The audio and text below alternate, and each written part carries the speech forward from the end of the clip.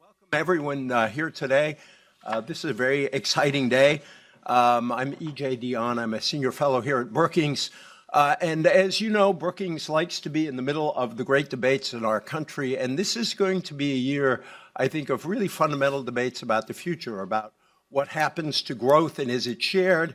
And, we might actually get around to arguing about what should our government spend money on and how are we going to pay for it. We've had crises rather than having real arguments about that the last few years. And it's a real honor for me to introduce join us today. She has proudly represented California's 12th district for the past 27 years. I'll continue with the introduction, but I just want to say a couple of things. First of all, please silence your cell phones. Tweet up a storm if you want, but silence your cell phones. To tweet, it's hashtag Pelosi at AT, not the at sign, because that'll mess up the tweet. Pelosi at Brookings. And also, we will be circulating cards for you to ask your questions, and I'm going to try to ask as many of them as I can of the leader. I want to thank all the folks at Brookings who have worked very hard to put this together, as well as Speaker Pelosi's staff. So Nancy Pelosi has proudly represented California's 12th district for 27 years. She has led the House Democrats for over a decade, was the first woman in American history to serve as Speaker of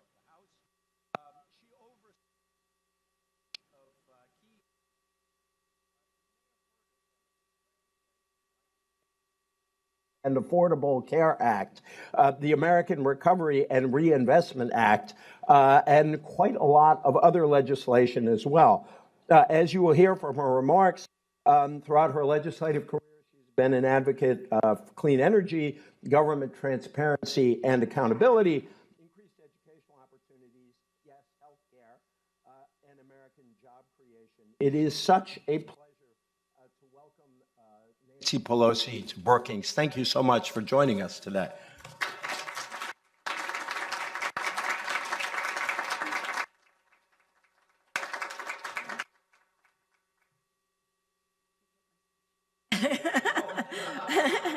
Which I'm happy to just free-form here, but time is why we confine ourselves to our notes.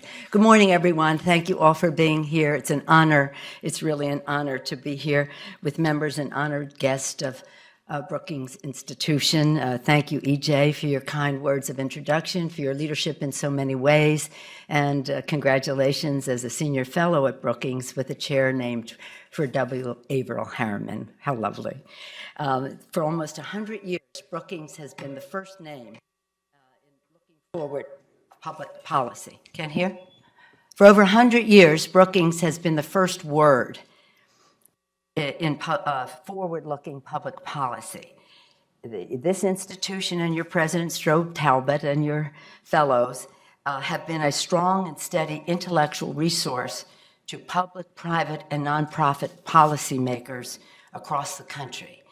Together, we can reach toward greater possibilities for all Americans in our discussion, an America where every working family has opportunity, prosperity, and security.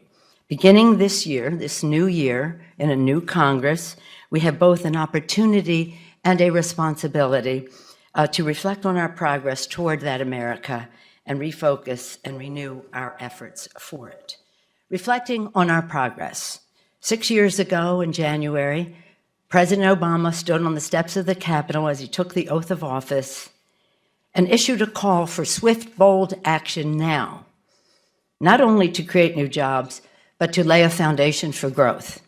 1 week and 1 day later, House Democrats passed the American Reinvestment and Recovery Act, one of the biggest public investments in our nation's history. The Recovery Act saved or created 3.5 to 4 million new jobs, rebuilding our infrastructure and reinvesting in energy innovation, reducing taxes for working families, turning a tide of the worst economic recession since the Great Depression.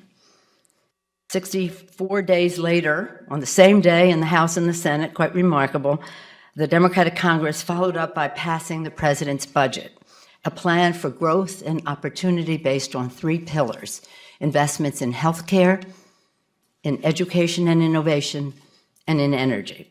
Our aims were clear: create jobs. Where we go?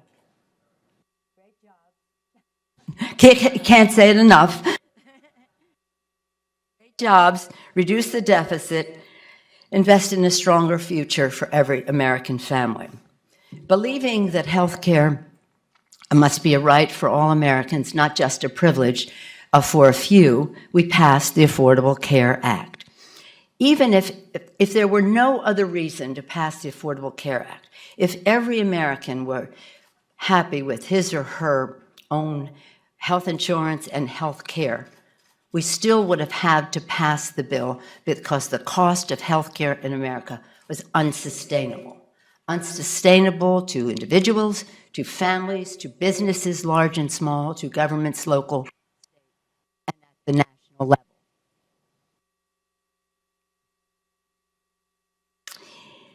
Importantly, as documented by the Council of Economic Advisors, the Affordable Care Act is helping to drive down health care cost growth to historic lows.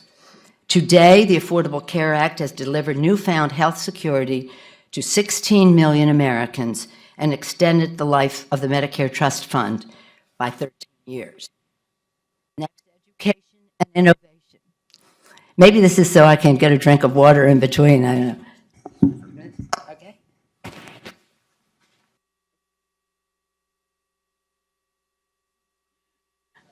Is it on? Usually now I revert to my mother of 5 voice to project across the room.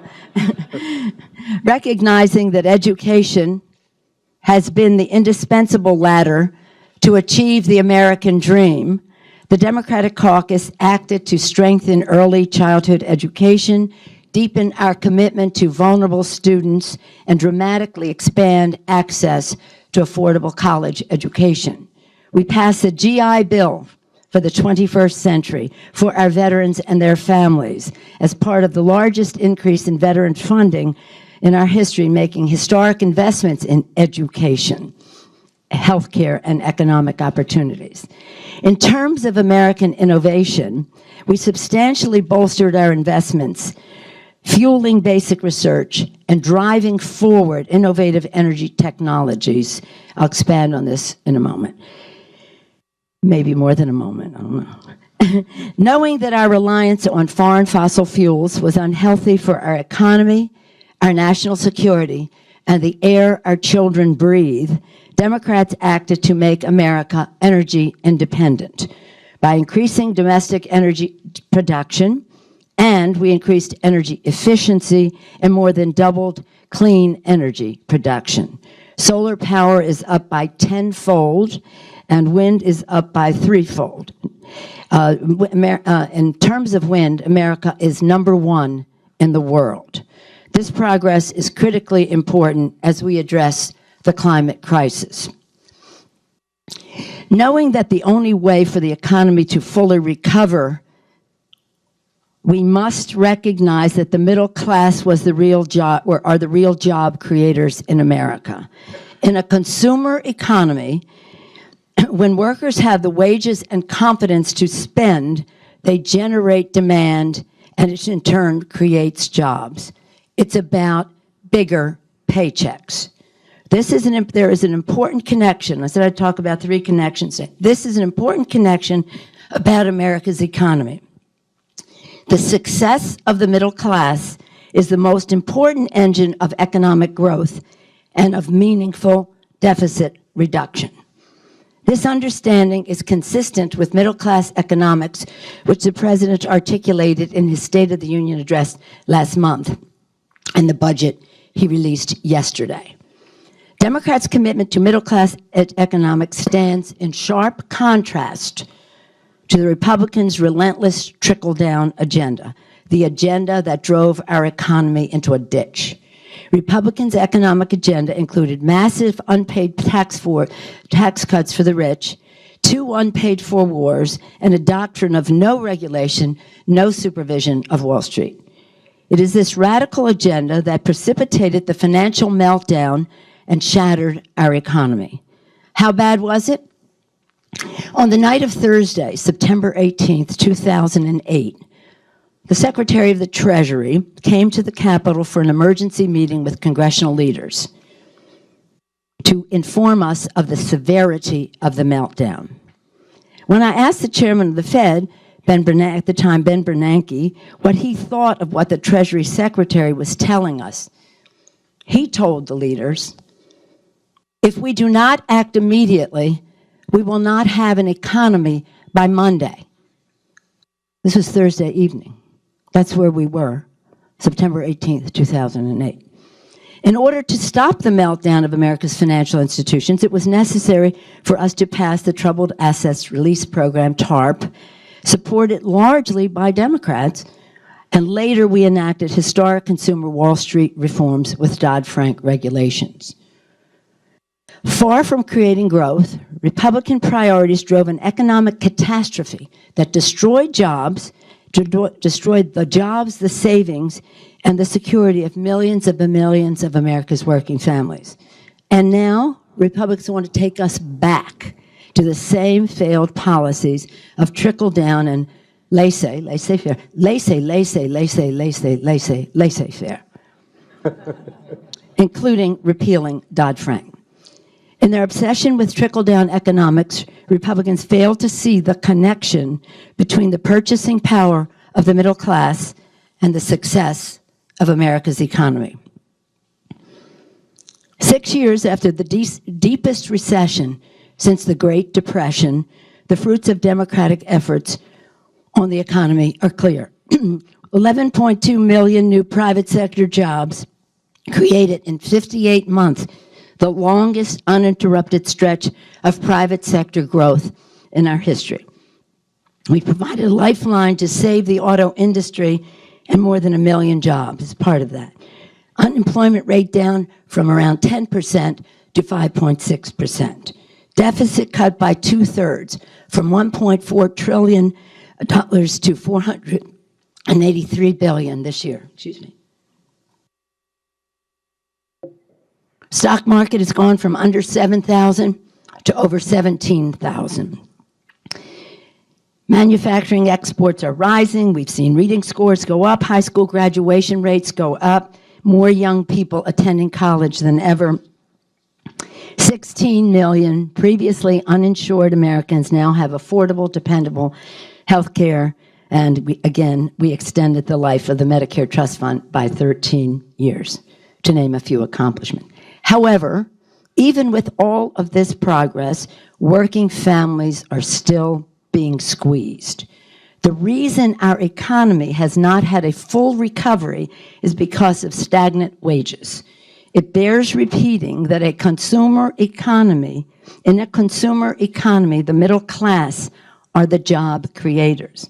We must expand the purchasing power of families, ensure that working men and women enjoy the bounty of their unprecedented productivity, bigger paychecks, better infrastructure, more manufacturing in the United States. We must focus like a laser on strengthening the financial security of America's working families. Once again, there is a need for swift, bold action to reignite the middle-class engine of our prosperity. In order to succeed, we must have a healthy respect for another connection, the connection between the public and private sectors. Private enterprise is the heart of the economy, generating wealth and jobs. However, in order for the private sector to succeed, the public sector must act to secure the conditions in which the private sector can continue to flourish. When the public sector is doing its job, investing in strong education, building infrastructure, maintaining the courts, ensuring public safety, etc., it performs tasks that the private sector cannot perform itself. Public sector accomplishments, however, that leave the private sector in infinitely better shape, better equipped to deliver jobs and opportunity for all Americans, must happen. Congress must grasp, again, the importance of ambitious goals built into a budget for the future which is the budget, which should be a statement of our values, of what is important to us, should be how we allocate our resources. This is the third connection I want to highlight, the undeniable connection between the investments we make today and the success of our country tomorrow. Today, I believe we must make big, bold commitments in 4 areas: research and innovation, back to that, education, infrastructure, and investments in working families through the tax code. Innovation is the invigorator of our economy. Research creates jobs, launches entire new industries, and gives us the miraculous power to cure. However, according to the American Academy of Arts and Sciences, the report they just put out within the past couple of weeks, the United States has dropped to 10th place in national R&D investment as a percentage of GDP. 10th place, the United States of America. As the report makes clear, unless basic research becomes a higher government priority than it has been in recent decades, the potential for fundamental scientific breakthroughs and future technological advances will be severely constrained. The report calls for increasing our nation's total research investment to at least 3.3% of GDP. We must meet that need to reduce the deficit of innovation. The President and Congress must work together to establish a sustainable growth rate in federal basic research. In terms of education, we know that we know to achieve equality of opportunity, we must have equality of education. We will always have an opportunity gap so long as we have an education gap. Today, it is clear that one of the most important ways to address the education gap, education inequality, from early childhood all the way to lifetime learning, is with the power of technology, especially broadband. Broadband access has more benefits than just enhanced computer skills. It opens the door to a whole new host of new teaching applications and tools, enriching the student and supporting the teacher. As recently as 2012, only 37% of our nation's schools had enough broadband for digital learning, placing 40 million kids on the wrong side of the digital divide. Totally unacceptable. We must meet the need to reduce the deficit of opportunity, ensuring that every child in every zip code has the high-speed broadband they need to learn, to explore, and to thrive. We must act to close the opportunity gap in education because we cannot afford to leave anyone behind. And by the way, nothing returns more money to the Treasury than investments in education.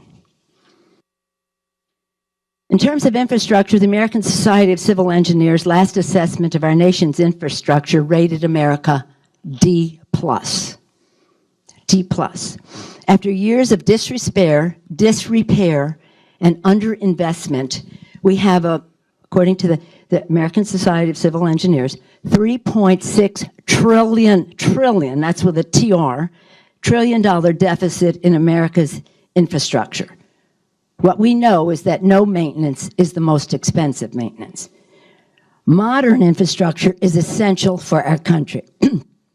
It promotes commerce, moving products to and from market. It improves the quality of life by moving people to and from work and school more quickly. It is good for the quality of our air and our water. It works to connect all of our communities to the promise of the internet with broadband. We must meet the need to reduce the deficit in infrastructure and to do so in an updated and green way. Over the years, we have proven that policies that leverage private sector capital and expertise with government oversight are successful ways to create better, more sustainable communities. We should learn from these examples and expand opportunities for public-private partnerships. We should be putting people to work building roads, bridges, mass transit, water systems, broadband, achieve bigger paychecks and better infrastructure, and this is a strong priority in the president's budget. In order to fund these investments, we must that will create jobs and reduce the deficit, we must use the tax code and eliminate special interest tax expenditures that increase the deficit. They are spending tax expenditures, these loopholes.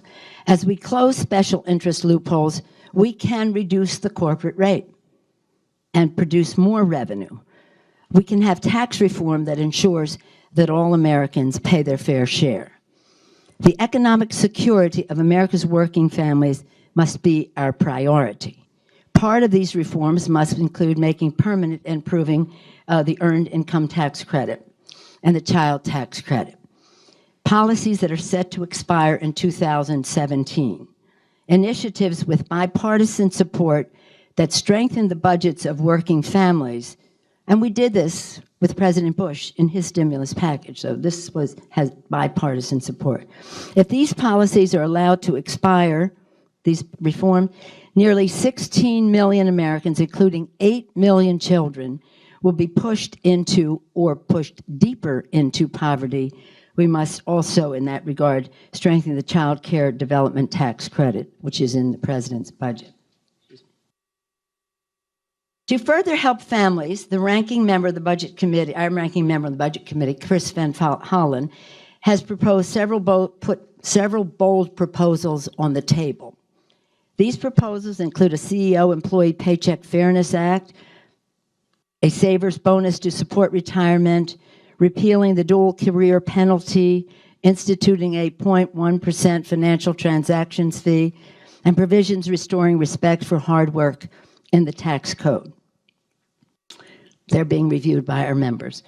With tax reform for the middle class, we can put more money into the pockets of working families and again ignite the engine of middle-class consumers' demand that drives growth and opportunity for everyone.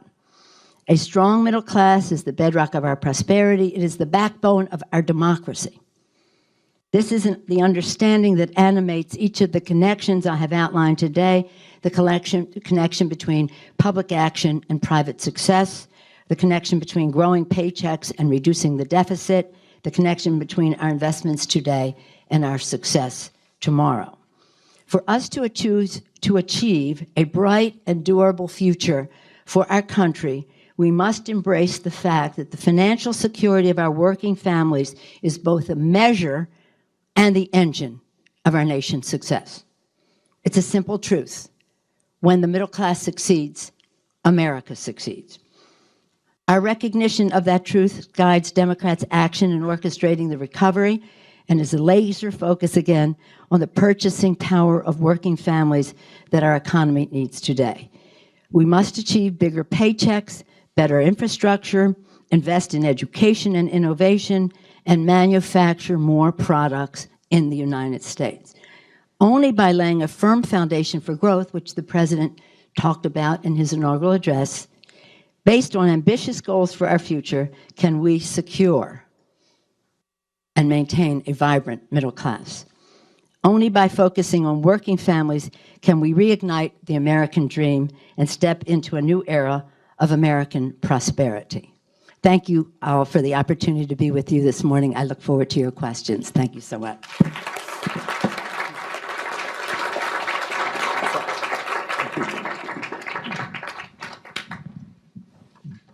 I just want to say that we apologize for the state of that microphone, but it was actually a setup to show that you'll allow no obstacle to silence your voice. So welcome this morning. I am very tempted to ask you about the impact on the middle class of what is clearly one of the most important news stories in the country right now. I refer to Pete Carroll's decision to call a pass at the end of the Super Bowl. It is clear that this has done wonders for the morale of the middle class in my native New England. But you can pass on that issue if you'd like. Where I'd like to start. You can. I see by the paper it was the offense coach who called the pass. But I'm sorry. But Pete took responsibility as a good leader. Yes, no, you can be reassured that no decision you ever made will be as second-guessed as that one. So, I wanted to start sort of big with the president's budget. I think you can make a case that it's his most aggressive effort to influence the direction of the public debate in some ways since he took office. And he's made this effort at a moment when Republicans control both houses. I wonder if you could talk a bit about how, and then you have Congressman Van Hollen's proposals that are also out there. How are you going to balance a desire to put forward what Democrats would do if they controlled both houses again, and how you will influence the outcome of what will inevitably, if we're going to have a budget at all, be inevitably some compromise between the president, the Democrats, and this particular Republican Congress?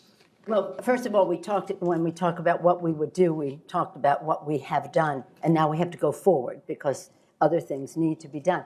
But I believe that the president's budget does have within it many areas of common ground. Infrastructure has never been a partisan issue. We've always been able to put forth strong infrastructure legislation until the president suggested, and then, of course, it became a little bit different. But I do think that the urgency is there, the opportunity is there, is public-private partnerships, and again, it's an issue that has usually been nonpartisan, not even bipartisan, nonpartisan. In terms of some of the issues I talked about in the tax code relating to children and the rest, those were priorities we put forth with President Bush.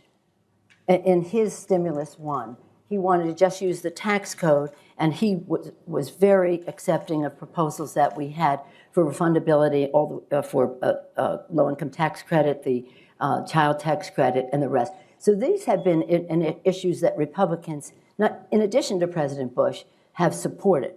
The issues that relate to sequestration, this is probably the fundamental point in the budget that the president put forth, that he would do away with sequestration, which is,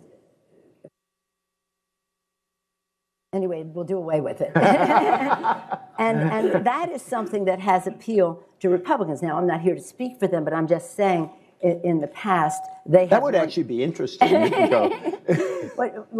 would do away with sequestration where we had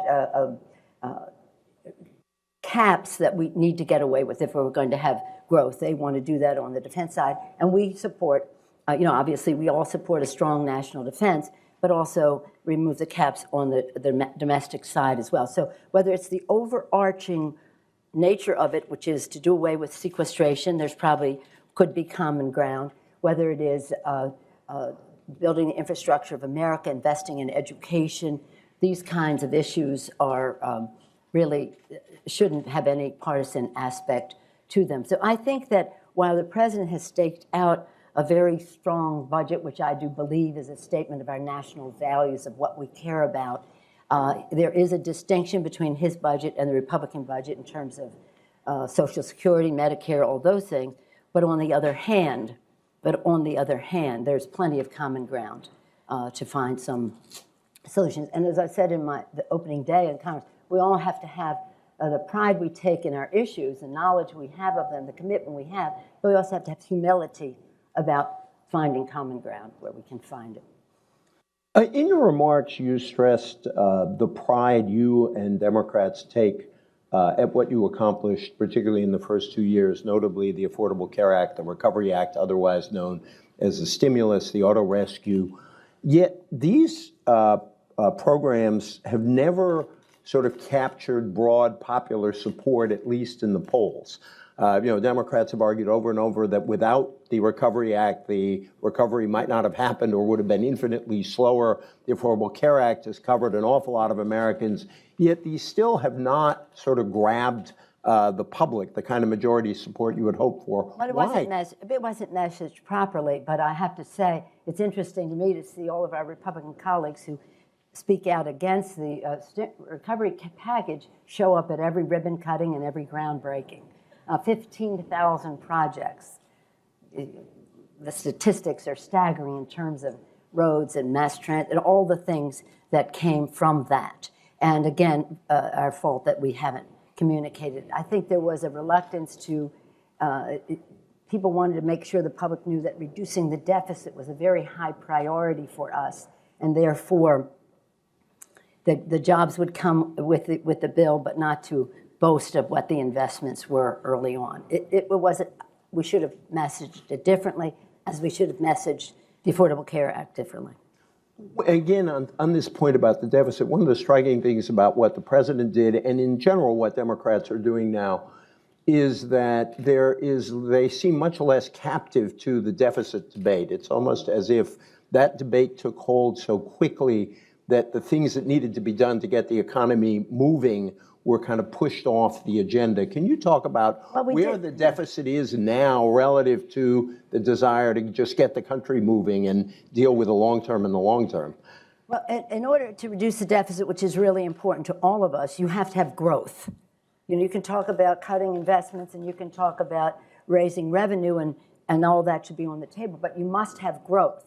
And you can't have false economies. If anybody who thinks that by cutting education they're going to reduce the deficit is dead wrong, because nothing brings more money to the Treasury to reduce the deficit than the education of the American people, from earliest childhood, K through 12, higher education, post-grad, lifetime learning for a trained workforce. So you have to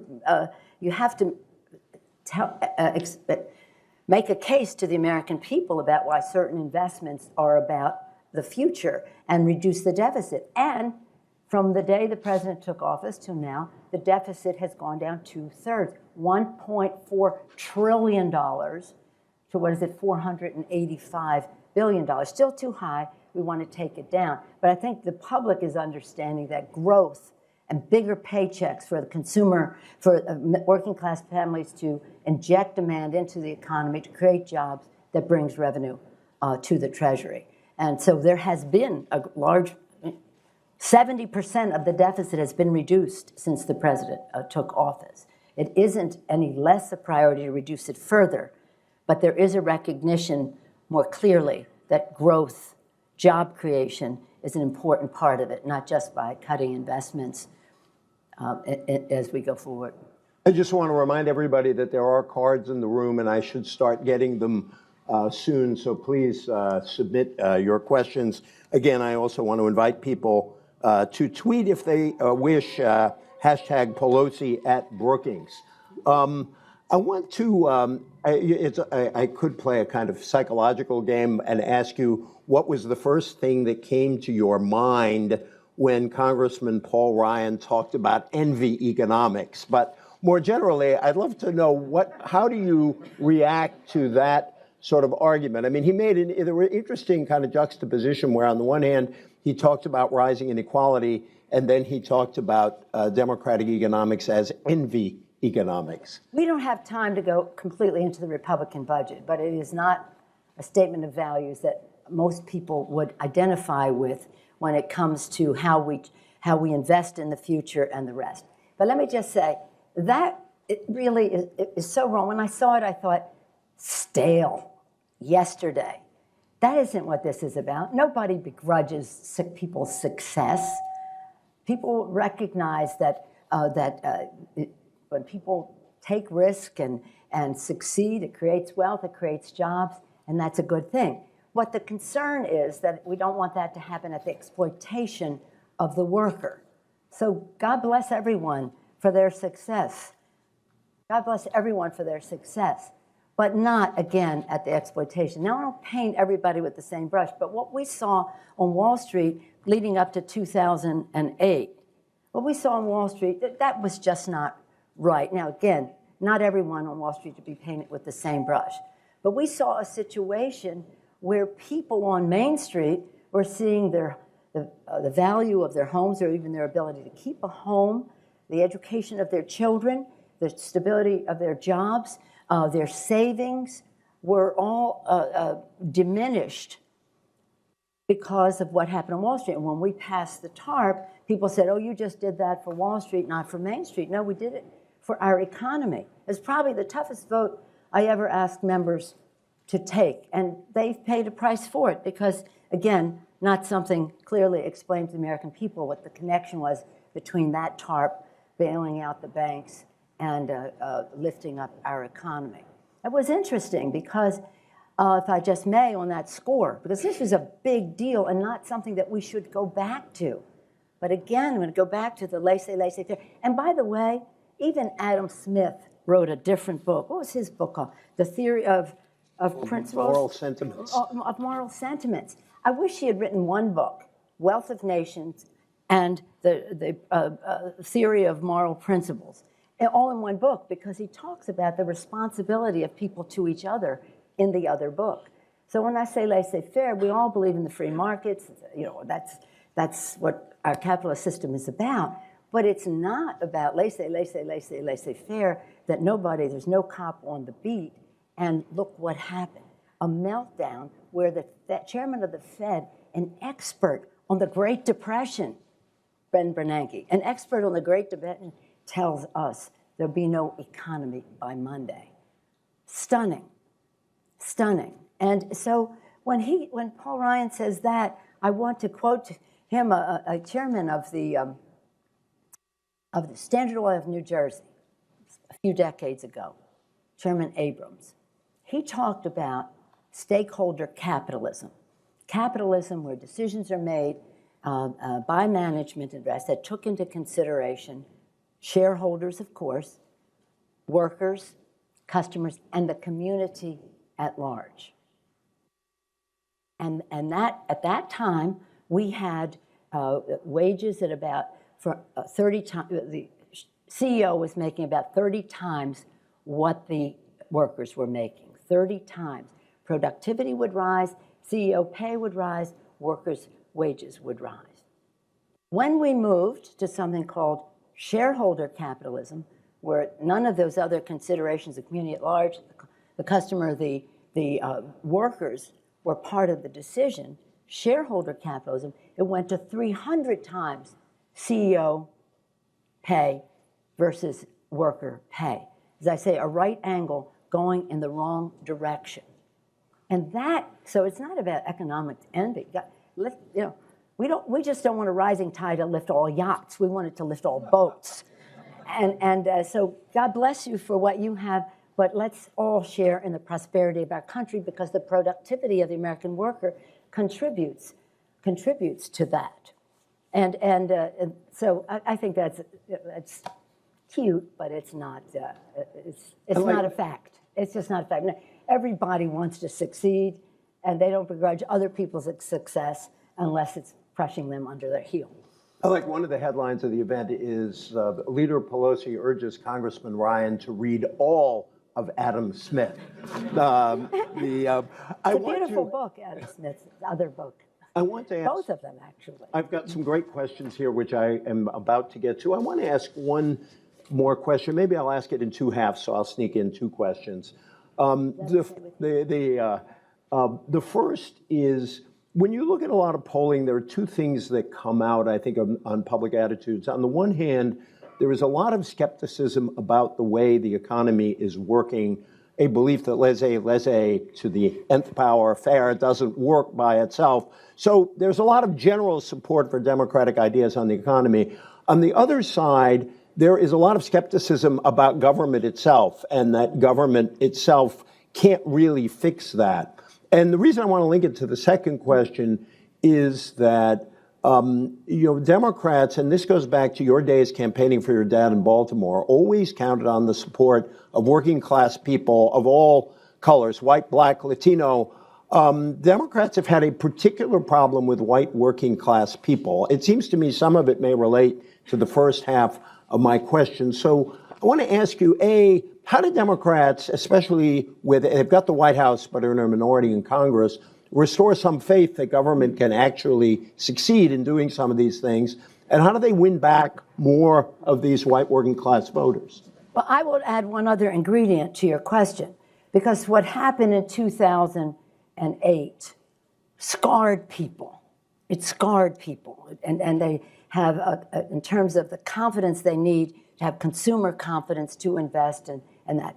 I'm not particularly interested in whether it's Democrats or Republicans. We just want a policy that works for America's working families. And I think because of that scarring then, people are feeling more optimistic about what's happening in the economy now, but they are not, the scarring has had them hesitate to think it's going to last or that something else couldn't happen. And that's not necessarily only government, that's the private sector as well. When they see people trying to repeal the Volcker Act and Dodd-Frank and some other things. So it's part of the debate as well. In terms of the role of government, that's been a debate in our country since we were founded. It's always been, what is the role of government? How much do we need? How much do we need at the federal level? Does it work? And that's the lively, legitimate debate of our country. What I would say is different about the Republicans now is it's not about the degree of government. Many in the I'm not talking about government, Republicans writ large in the country, I'm just talking about the Republicans in Congress, are not supportive of governance. Governance. So it's not a place of where you are on the spectrum. They're off the chart. They don't support governance. They don't believe in governance. They don't believe in science. And they don't believe in Barack Obama. So they have a trifecta going about being opposed to everything that is proposed. And in their messaging, with their endless money and all the rest of that, that has affected thinking of people. But also, we haven't, again, messaged what we're doing. And quite frankly, the breakdown of the, not the breakdown, but the not putting in perspective the rollout of the Health Care Act was not a good thing. You know, people said, oh, it doesn't work. Well, yeah, but the system works, and 16 million people are into it. It's like your refrigerator's keeping your food cold. The light's not going on, but the food is cold. And so, you know, so yeah, that's an issue that we have to address. You know as well as I that many of the people that you are describing had social issues that took a little path away from the Democrats, whether it was guns, the 3 Gs, guns, God, and gays. But a lot of that is diminishing. And so I maintain, whatever it is about the social issues, if you have a strong economic agenda that gives hope to people that they can get good paying jobs, and give them that confidence, then that is the winning argument. And that's one that we won't make the differentiation. Now, believe me, and I mean this from the bottom of my heart, if the Republicans would come around to places where we could come together on these, elections wouldn't be so important. But as long as they intend to engage and trickle down, they make, I said once to the press in my press conference, they make Adam Smith look like a piker. They said, what's a piker? So I don't know what it's saying, it must be a generational thing. But they don't, it's just so far beyond what our responsibility is in order to protect our middle class and all that involves. So some of it was cultural issues that took people away from us. Some of it is that even though everything is improving, they still have that scar from '08 and they're not ready to fully embrace what is happening. They see government having played a role in what happened in '08, either by omission or by passing TARP, which they didn't like, but we had to do it. But that was a bitter pill that probably the worst bill I ever had to ask people to vote for in terms of the public not having a clear understanding of it. And we supported President Bush in that. We supported President Bush, but the Republicans abandoned him. So it was overwhelmingly a Democratic vote to pass the TARP. Can you imagine that? But we worked closely with President Bush, whether it was PEPFAR for AIDS drugs, whether it was the Voting Rights Act the president signed, whether it was issues that relate, as I said earlier, to child tax credits and the rest in that, whether it was an energy bill, one of the biggest energy bills in the history of the country we passed. He wanted nuclear, I wanted renewable. We had one of the greatest bills ever. And so we did a number of things with, including, as I said, the TARP with him. And I only wish that the Republican leadership in the Congress would give the same respect to President Obama and try to find common ground on issues. Thank you. And if I mispronounce anyone's name, I apologize. Thank you for some good questions. I already have Rachel Karras from Inside Health Policy asks, what do you believe is the Democrats' best defense against piecemeal attacks on the Affordable Care Act by the GOP? What will the Democratic strategy be in the face of the King-Burwell Supreme Court lawsuit, presumably if the government loses? Well, in terms of the second part of the question, some of you may know, I know some of our friends in the press who asked me this so many times, who are here today, when it was, the case before the court originally, I said, we're going to win. I was wrong. I said it'd be 6-3. It was 5-4. But I did say we'd have the chief. I do believe that I have confidence about what will happen with the court. What the case is that they're saying that we can't give subsidies. Do you all know what this case is? We can't give subsidies to those who are not in a state marketplace.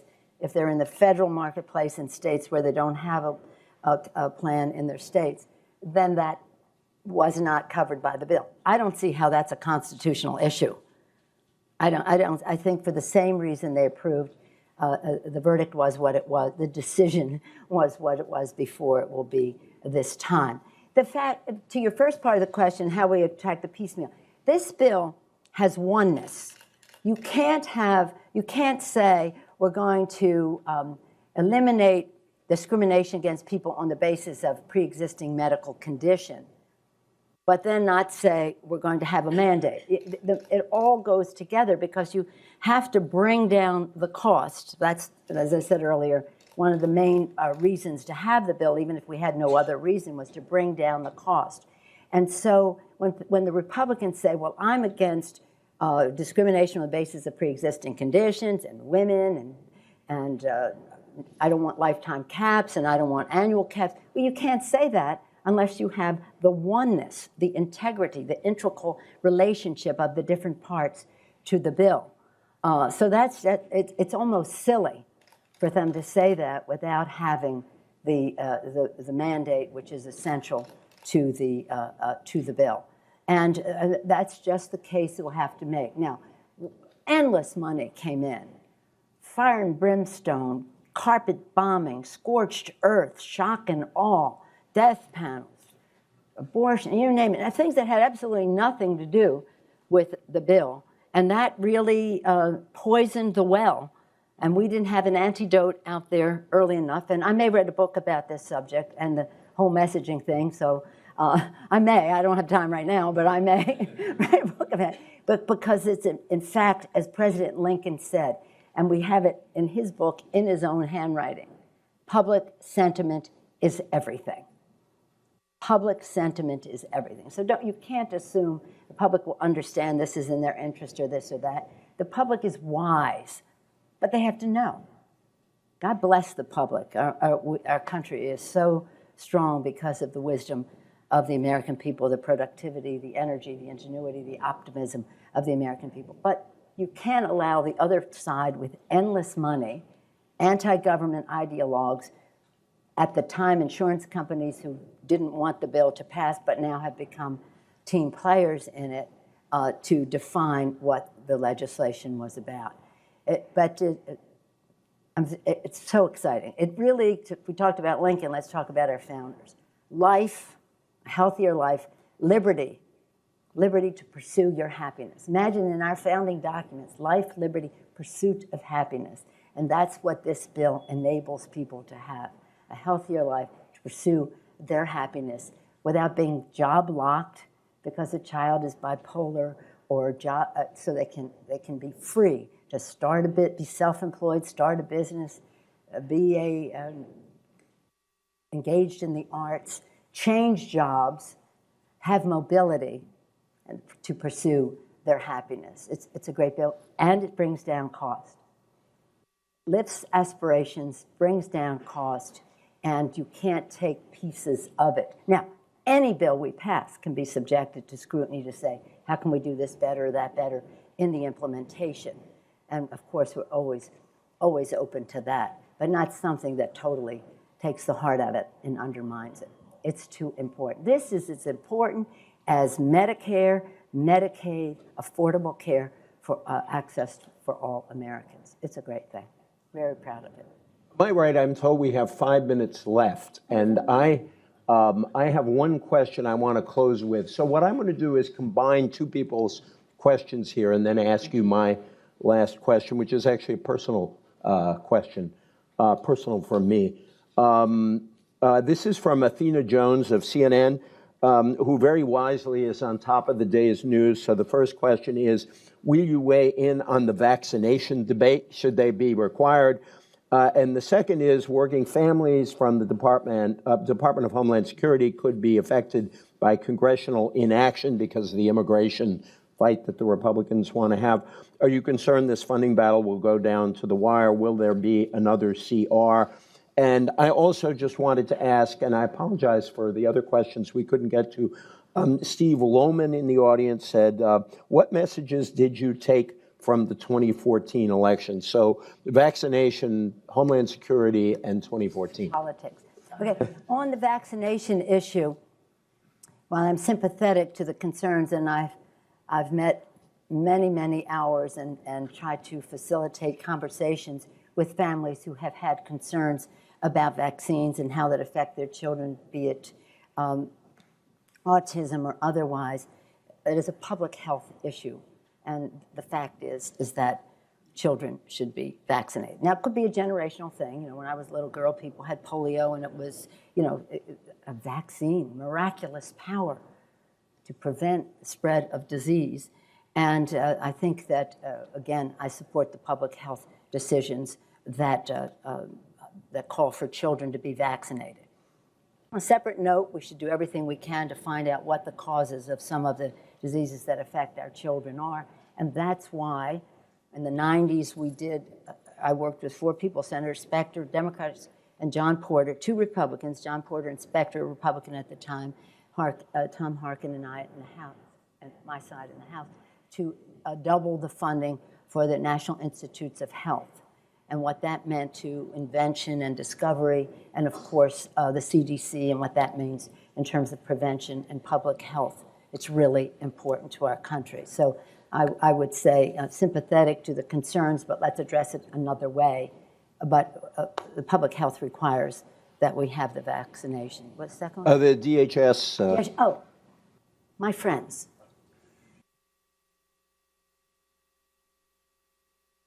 In the December, the Republicans said, we're going to pass a bill, which was a terrible bill, the Cromnibus. I didn't know if that was like a donut and a croissant combined or something. In New York, that's what they stand in line to buy, my kids tell me. But in any event, they passed this bill. I won't even go into that. Let's just say what it didn't do. It didn't fund Homeland Security for the year. It kicked the can. And the Speaker said, well, we're going to do it. We're going to just do it. And it was like a thing for his, I don't want to say right wing, because that's a legitimate place to be, his radical, over-the-edge people. That's December. January, Paris, Je suis Charlie. The whole world is galvanized around the issue of Homeland Security in each person's country, except in the hermetically sealed chamber of the House of Representatives, where we just aren't doing it. This is so dangerous to our security that we would be frivolous with this is really a dereliction of duty. And you have to understand it. Again, it's part of our messaging problem is we don't want to be fear-mongers. And if you tell it the way it is, your hair's on fire and you go running out the room. It is so bad in terms of what it prevents Homeland Security from doing in terms of hiring people and the rest. And what are we? The whole world is, you would think that the Paris incident would have said, okay, we've made our point, now we're going to the next place. So what's the next place? The next place is we're not doing Homeland Security just yet unless they can get their anti-immigrant and anti-immigration legislation in. And when I leave here a little bit later today, I'll go to a press conference to call out some of the statements that they're making about immigrants. This isn't who we are. We're a nation of immigrants, by and large, with all the respect and love for our Native American brothers and sisters. But it's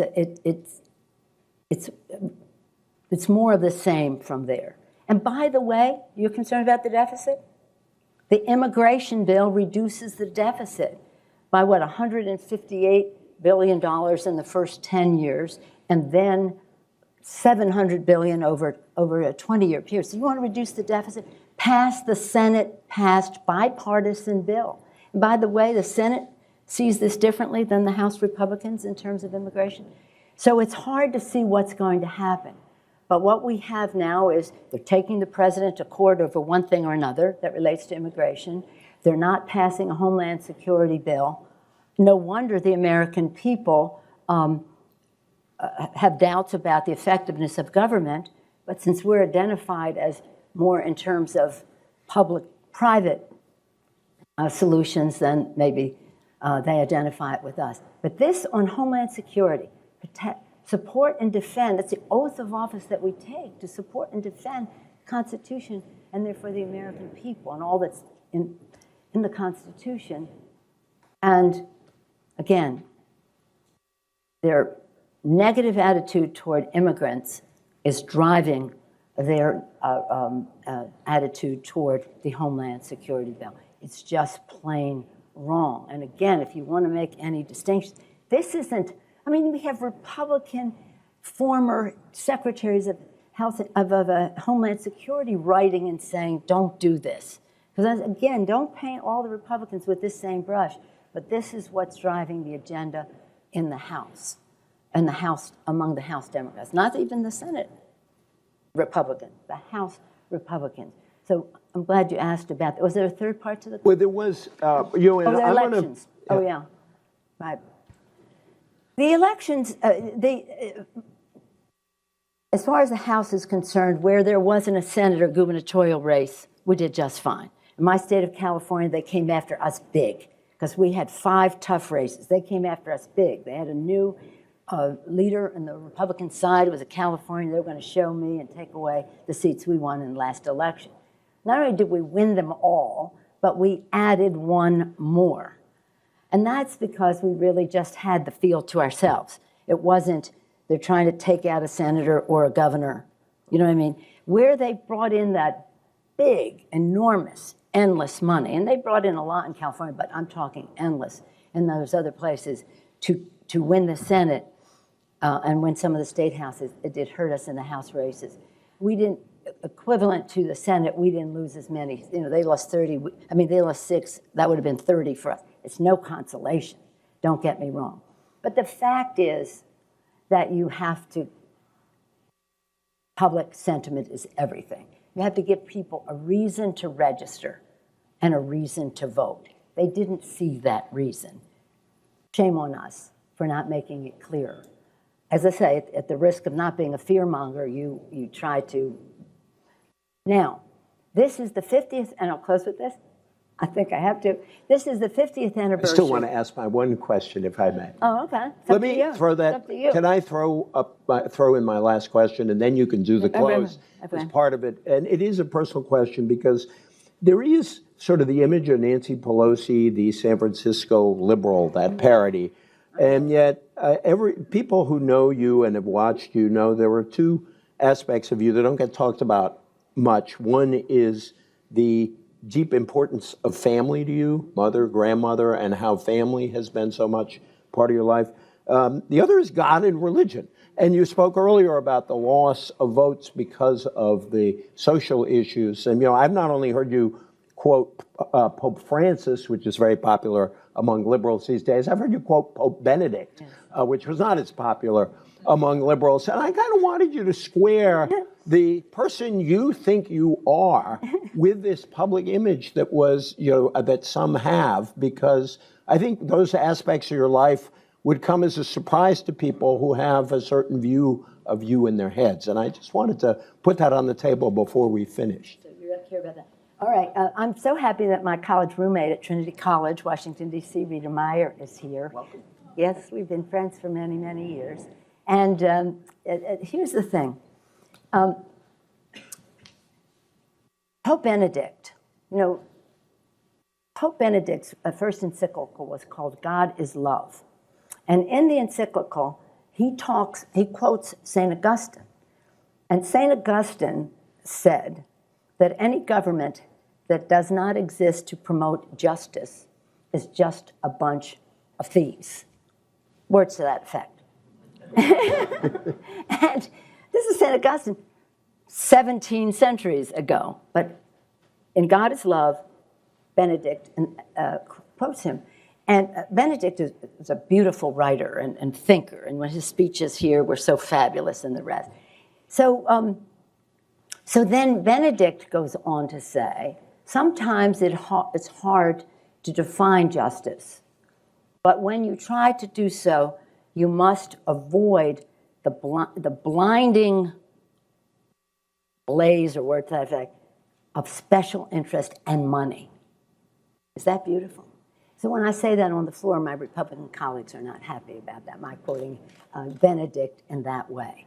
But that's really what we have to do. We have to get money in terms of special interest weighing in on government and legislation, money controlling elections in a way that destroys any confidence the public has that their vote counts for anything. And that takes, and so you have family. I have 5 children. When my baby was brought home, Alexandra, who many of you know, is a journalist, when I took her home from the hospital, our oldest child, Nancy, that week was turning 6. So when our colleagues on the floor start talking about what they know about family planning and the rest, I think I have very strong credentials. In fact, one day, since we're speaking of popes, when we were having this debate on family planning, whether it's domestic or international, one of the Republicans got up and said, Nancy Pelosi thinks she knows more about having babies than the Pope. Yeah. This is like 20 years ago. Yeah, maybe I think the Pope would agree. So that it is a strange debate that we have, because the fact is that family, yes, is very important. And the Catholic Church is very, very important to me. And I love Francis, and I'm glad that he's named for St. Francis, who is the patron saint of San Francisco. And his song of St. Francis, Make Me an Instrument of Thy Peace, is the anthem of our city. Republicans don't like when I say that either, but that is what those values are part of who I am, but raised in Baltimore, where we were devoutly Catholic, fiercely patriotic Americans, proud of our Italian-American heritage, and in our case, staunchly Democratic. We saw that as a connection. That's who I am. The reason they have a different image is because people spent nearly $100 million in the campaign of like 2010 to describe me to the public. And since I wasn't really a known quantity, some of that took. But I say to my colleagues, if you are effective, you are a target. So understand that. And I accept that, that mantle, says she immodestly. And then just back to this 50th anniversary. 50th anniversary of the Voting Rights Act. Mind you, the court has undone some of it. Mind you, the Republicans in Congress have not chosen to accept a bipartisan, modest bill to correct that. But also, mind you, that when President Bush was president, we passed the Voting Rights Act. We were in the minority, but we worked with them in a bipartisan way to pass the Voting Rights Act. And I think it's really important, because I think I have it here so that you don't think I'm making this up. The Voting Rights Act reauthorization, July 13th, 2006, 390 to 33 in the House. Bipartisan, 192 Republicans voted for it. And in the Senate, unanimous, the Voting Rights Act. But we can't get it passed, a simple version, passed to correct the courts now. And that's just, I mean, it's the 50th anniversary since the Voting Rights Act. It was in the summer when it was signed originally, August, by President Lyndon Johnson. And it's really important. But with it, again, you have to give people, look, 1/3 of the people voted in the last election. 1/3 of the electorate voted, those qualified, eligible to vote, voted. So there's something wrong with our not getting out those other people. They didn't see a reason to vote. They see the influence of money in politics, which we must reduce, and that's a whole other session. But also, I just close. Did I say I would close? One more time, I will close with this. I interrupted your close. Okay, but I didn't intend to have this as a close, but you took us to this path, so I can't ignore this. We have Selma coming up, and we're all going to Selma again. It's fabulous, and the movie, and 50th anniversary, and all of that. Reverend Martin Luther King said he had a dream that his children would not be judged, he used the word dream, and would not be judged by the color of their skin, but the content of their character. And that just haunts me all the time when we talk about budget. When we talk about children in economically disadvantaged areas, their families are working 2 jobs because they make a minimum wage, which is not a living wage. They don't have time to even have dinner with their children, to mentor their children, to read to them, to listen to them read back to their parents. Their neighbors are in the same boat, so the community is not there. So when we talk about judging people by the content of their character, we have to judge our country by the content of our character if we are not recognizing that these children are worthy of everything. They are the heirs of America's future. And when you see what your children have, the love, the opportunity, the this or that, and you see that disparity, even I talked about it in terms of technology, an opportunity gap, an education gap. So the character of our country should be judged as to how we invest in these children, how we and when people ask me what's the most important 3 issues facing the Congress, I always say the same thing: our children, our children, our children. Their health, their education, the economic security of their families, a clean, safe environment in which they can thrive, a world at peace in which they can reach their aspirations. But if you have a budget that does not enable that, bigger paychecks, ending the education gap, all of those kinds of initiatives that help a child's character grow with confidence and with judgment, with example of their parents, hardworking but not able to meet the needs of their children, although people try very, very hard.